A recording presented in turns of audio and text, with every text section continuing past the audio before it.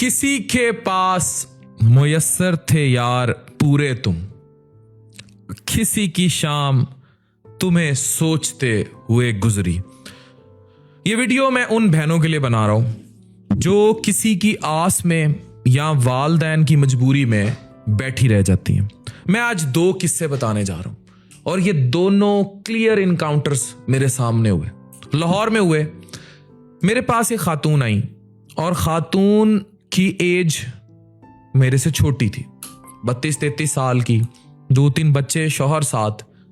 मुझे आके उसने बताया, उसने कहा डॉक्टर अफान मैं आपको बहुत क्लोजली फॉलो करती हूँ, मुझे ये बताएं मैं इस तराब से कैसे निकलूं। मेरी वही मुस्कान थी जो चेहरे पर आती है। मैंने कहा कितने साल? उसने कहा 9 साल। मैंने कहा क्या हुआ था? उसने कहा मेरे बेटा था, रिश्तेदार था मामू का, और मेरी शादी तय हो गई थी, बस फिर वो कहीं चला गया। जब शादी हो गई, बच्चे हो गए, तो फिर वो आया, लेकिन मेरी शादी हो चुकी थी और मेरे से वो बेचैनी नहीं जा रही। उसने मेरी माँ से माफ़ी मांग ली, उसने सब कर लिया, लेकिन 9 साल में अब तक, जब से उससे मोहब्बत हुई तब से अब तक मैंने कोई नमाज कज़ा नहीं की और मैंने हर सजदे में उसको भूलने और अपने शौहर के वफादार रहने की दुआ मांगी। मैंने कहा फिर तो आप अल्लाह की वली हैं। अब मैंने उससे पूछा शौहर कैसा है? उसने कहा शौहर बहुत अच्छा है, बहुत ख्याल रखता है, मैं अपने बच्चों में बहुत खुश हूं। फिर जो उसके अंदर चल रहा था, और वो लड़कियां जो बैठी रह जाती हैं, जो अल्लाह की रजा में राजी नहीं होती, वो राजी थी, खुश थी, बस इस तराब था जो वक्त के साथ मदहम हो जाना था। लेकिन एक दूसरा किस्सा भी है। लेकिन पहले अहमद खलील की, डॉक्टर अहमद खलील की ये गजल सुनिए जो उस टाइम मेरे सामने, उसका चेहरा देखते हुए सामने आ गई। उम्र छोटी सी मगर शक्ल पे झुर्रियां इतनी। ऐन मुमकिन है कभी हमने मोहब्बत की हो, दिल शिकस्ता है कोई ऐसा हुनरमंद बता जिसने टूटे हुए शीशे की मुरम्मत की हो। और इसका जो सबसे पहला शेर है वो मेरे दिल में बसता है। अब तो इतना भी नहीं याद कि कब आखिरी बार दिल ने कुछ टूट के चाहा, कोई हसरत की हो। ये सब मेरी आंखों के सामने था, लेकिन मैंने उसको क्लियर लिखा और ये किस्सा मैंने उस लड़की को सुनाया, इसलिए आज आप सबको सुनाने जा रहा हूं। मैंने उसे कहा कि जो तुम्हारे साथ बीती है, क्या वो ऐसी है जिस पर उसको तसल्ली हुई? कैसी?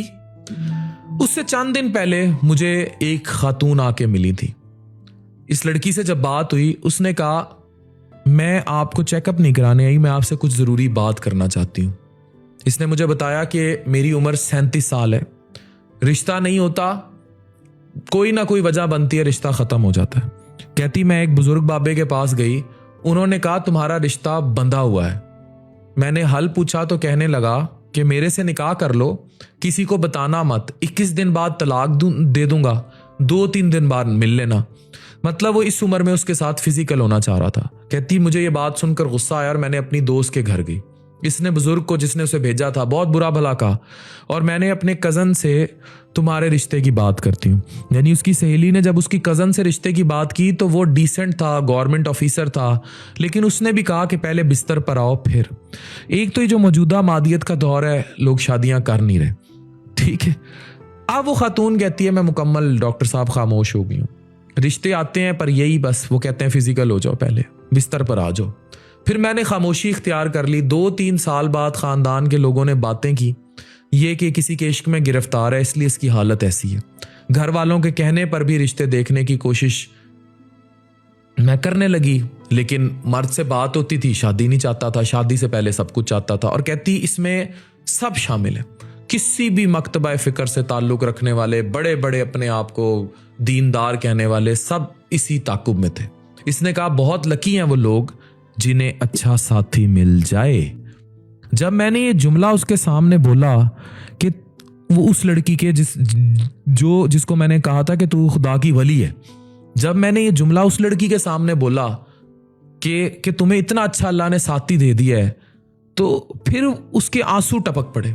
उसने कहा आपने मेरे इस तराब को ठंडा कर दिया कि ये भी तो हो सकता था कि मैं उसके इश्क में शादी ना करती और वो मुझे धोखे पर धोखा दिए जाता और मैं इस स्टेज पर आ जाती जिस स्टेज पे आज वो लड़की है, जिसको सिर्फ बिस्तर की दावत है और किसी चीज़ की नहीं। तो लड़कियों, ख़वातीन, अगर आपने किसी को खोया है तो उस खातून की तरह खुदा की वली हो जाए। अल्लाह आपको उससे बेहतर शौहर देगा, बेहतर बच्चे देगा, और इस सब में ना घर चाहिए, ना गाड़ी चाहिए, ना बंगला चाहिए, सिर्फ इज्जत और ख्याल चाहिए। अगर आपको ज़िंदगी में ऐसा साथी मिल गया है तो आप तसव्वुर नहीं कर सकते आपकी ज़िंदगी कितनी हसीन होगी, जन्नत होगी। मनपसंद शख्स को खो देना, चाहे उसके धोखे की वजह से, और खुदा की रजा से राजी हो जाना कामयाबी है। अगर मैं सच बोलूं, ये मेरी अपनी जाती जिंदगी बतौर मर्द ऐसे गुजरी, अल्लाह की रजा में। एक उसकी चाहत है, एक हमारी चाहत है। अब अगर जिद लगा ली उस लड़की की तरह जो दूसरी लड़की थी, जो मैंने आपको किस्सा सुनाया, 37 साल की उम्र में फिर उसको क्या उसका हशर कर रहा था मुआशरा, अगर जिद लगा ली तो फिर खुदा की सजा भी भुगतोगे। और या अगर उस लड़की की तरह जिसने 9 साल उसको याद रखा, इस तराब में रही, लेकिन अल्लाह की रजा में हाँ भर दी, वो खुश थी, इत्मीनान था उसके चेहरे पर। हाँ, थोड़ी झुर्रियां थी, वो मैटर नहीं करती। मैटर करता है कि वो मायूस नहीं थी, डिप्रेस नहीं थी, सेहत मेंटेन की हुई थी, जबकि दूसरी खातून मोटापा, बर्बादी, डिप्रेशन, खुदकुशी के ख्याल, ये सब उसके साथ चल रहा था। मैंने उस खातून से एक आखिरी सवाल किया था, वो जो दूसरी खातून थी जिसने शादी नहीं की थी और अब इस हालात में थी। मैंने उससे एक सवाल किया था, मैंने कहा था तुमने ये सब किया क्यों?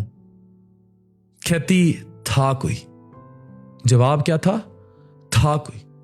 उस था कोई ने और उसके इंतजार ने उस मनपसंद शख्स को पाने की जिद में, जो उसने उस शख्स से नहीं मेरे रब से लगाई थी, वो भुगत रही थी।